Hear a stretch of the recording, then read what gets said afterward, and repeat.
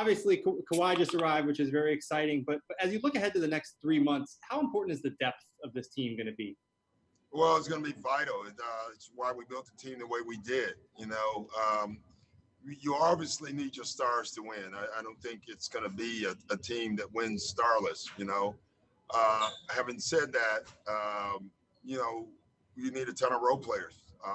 You need to be able to sustain injuries, and when you can, you still have a chance to win, and that will help our team.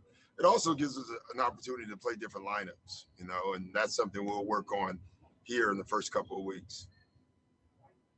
Thanks, Charlie. Next up is Andrew Greif. Hey, Doc, the other day you mentioned that this team is so much healthier than it was right now, that during the previous season, how that made things different for you as a group. In terms of Kawhi, does that mean you're going to still have limitations on him in terms of minutes played or the back-to-back? I don't know that yet, Andrew, but no limits. Kawhi's healthy, for the most part. That still doesn't mean that we don't want to maintain him and get him through the first 8 games and get ready for the playoffs. We want to be smart about this, not just with Kawhi, it's with everybody. But having everybody healthy was more about training camp. I mean, we really did not have a great training camp because we didn't have enough bodies and enough of our key guys practicing and getting in. We have a virtually new team, so we needed our new guys to be on the floor, and we didn't have that ability to do that. This time, for the most part, we'll have everybody in. Thanks, Andrew. Next up is Cameron.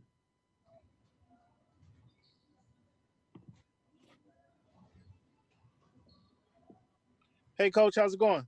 I'm great. How are you? I'm fantastic. Thanks for asking. Hey, Coach, how much fraternizing with opponents do you expect to be going on out there, and do you welcome that? I don't even care one way or the other. Listen, we're in a bubble together. I'm sure there's guys who have made friends from other teams, from AU. There's just friendships that have happened throughout this league, and no coach is going to stand in the way of that. But once the game starts, it's all business. And as long as our guys are able to maintain that, then it's all good. Dan Wokey. You there, Dan?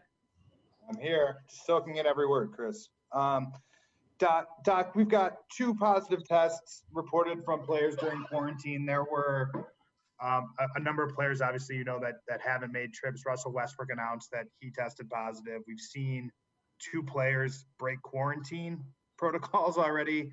I'm just curious, how confident has your confidence level in this getting pulled off changed at all?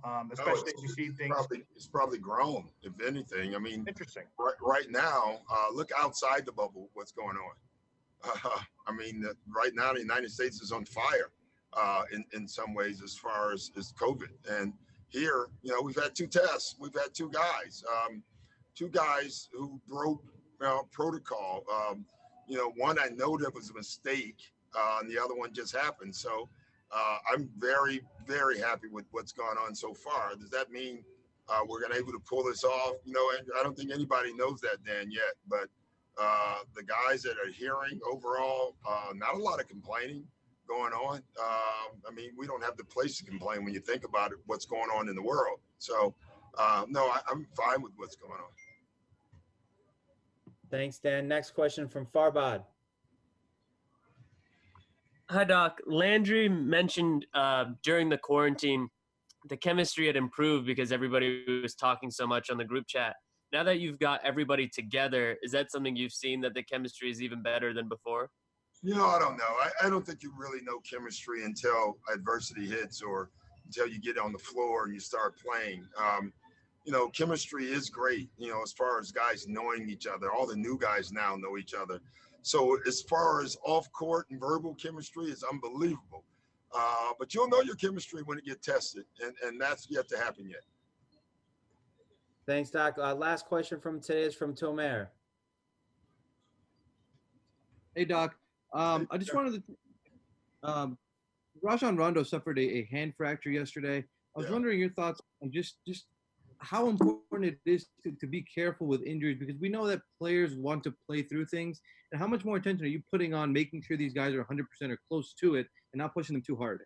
Well, it doesn't matter how hard you push them. You know, you got to play. I mean, we're playing basketball. So you're going to have competitive practices like every team will. And it happens, you know, listen, no one is trying to get anyone injured. I guarantee you whatever the Lakers were doing was not an injury. Say, hey, let's get someone injured. It happens. This is part of sports. Like, you know, you can be running down the floor with no one around and you can go down. So there's almost no way to prevent injury other than not playing at all. And if you did that, you're not going to win. So, you know, listen, every time we have a practice, we're worried about it. We all are. The whole league is. That's just the way it is. But you need it to get better. You know, I would say time of practice, you know, that's something we do monitor. We don't want to go, you know, 3 hours of all running. That makes no sense to us. But it's hard to prevent injuries, especially fluke injuries like that. Great, Doc. Well, thank you.